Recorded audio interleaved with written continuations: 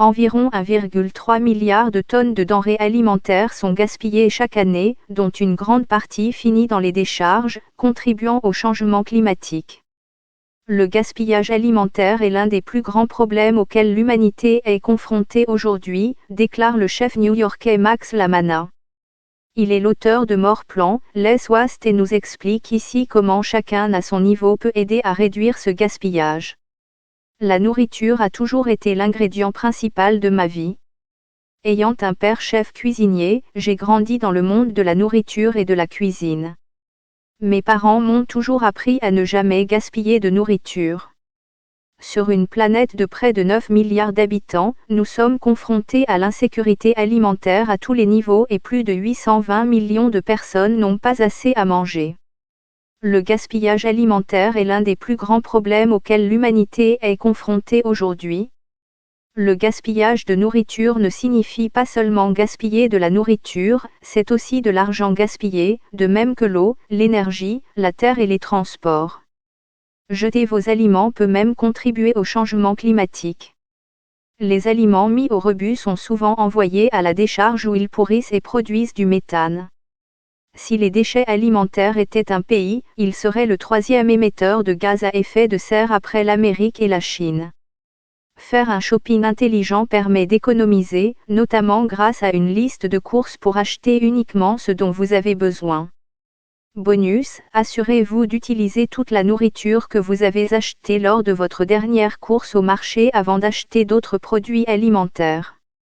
Un stockage inadéquat entraîne un gaspillage massif de nourriture. Beaucoup de gens ne savent pas comment conserver les fruits et légumes, ce qui peut entraîner une maturation prématurée et, éventuellement, des produits pourris. Par exemple, les pommes de terre, les tomates, l'ail, les concombres et les oignons ne devraient jamais être réfrigérés. Ces articles doivent être conservés à température ambiante. Faites votre part en choisissant des produits prêts à la consommation à l'épicerie, ou mieux encore, directement de l'agriculteur. Si vous cuisinez beaucoup et que vous avez régulièrement des restes, prévoyez une journée pour consommer ceux qui se sont accumulés dans le réfrigérateur. La congélation des aliments est l'un des moyens les plus faciles de les conserver, et les types d'aliments qui se congèlent bien sont importants. Par exemple, les légumes verts qui sont un peu trop mous pour être utilisés dans votre salade préférée peuvent être placés dans des sacs ou des bols frigo pour le congélateur et utilisés plus tard dans les smoothies et autres recettes. L'excès d'herbe peut être combiné avec de l'huile d'olive et de l'ail haché, puis congelé dans des bacs à glaçons pour un complément pratique et délicieux au sauté et autres plats. Vous pouvez congeler les restes de repas, les produits excédentaires de votre kiosque agricole préféré et les repas en vrac comme les soupes et les chilis. C'est une excellente façon de vous assurer d'avoir toujours un repas sain et fait maison à portée de la main. Bien qu'il soit agréable de sortir déjeuner avec des collègues de travail ou de prendre un repas dans votre restaurant préféré, cela peut aussi être coûteux et contribuer au gaspillage de nourriture.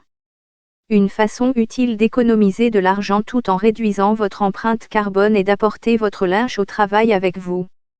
Si vous êtes à court de temps le matin, essayez de congeler vos restes dans des contenants en portions. De cette façon, vous aurez des déjeuners copieux et préparés à l'avance, prêts à partir tous les matins.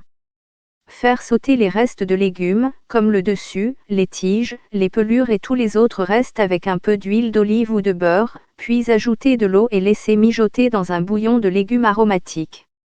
Le compostage des restes de nourriture est un moyen bénéfique de réutiliser les restes de nourriture, transformant les déchets alimentaires en énergie pour les plantes.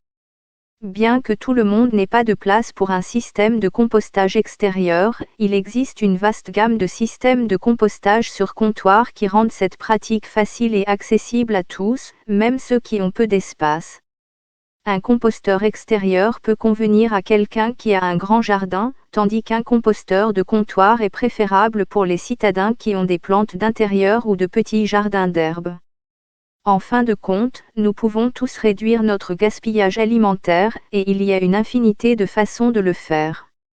En pensant davantage aux aliments que votre ménage jette chaque jour, vous pouvez contribuer à créer des changements positifs pour conserver certaines des ressources les plus précieuses de la Terre.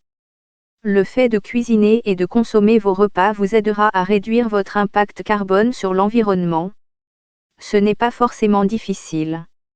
Avec un peu d'effort, vous pouvez réduire considérablement votre gaspillage de nourriture, économiser de l'argent et du temps, et aider à soulager Mère Nature de certaines pressions.